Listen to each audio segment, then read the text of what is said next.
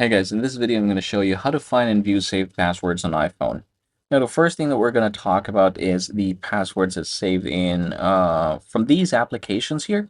So the way we're going to do that is we're going to go ahead and just scroll in. We should be able to see here passwords if you type passwords. I'm going to go ahead and open it and then unlock it just like so. And here are the things. So you have here the all. If you click all, you should be able to see here different accounts from basically different applications. So you have them all here. You can go ahead and click, say for example, I'm going to go ahead and click this one right here, and then you should be able to see by clicking this, and there you go. That's an example. You can copy the password.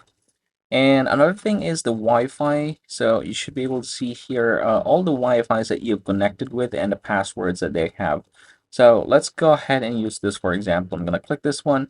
I'm going to click this. You can see the password right now. Of course, I'm going to blur this one. Yeah, those are some of the things that you can do in order to find safe passwords on your phone. Now, what if, say, for example, if you log into, say, for example, Chrome and you have passwords that you have saved in one of the websites?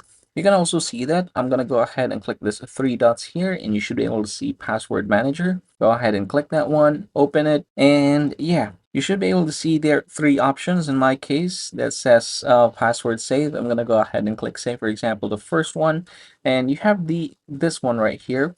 You can click the I and you can see that now the password is showing for that particular site. And yeah, basically that's how you're going to find and view saved passwords here on your iPhone.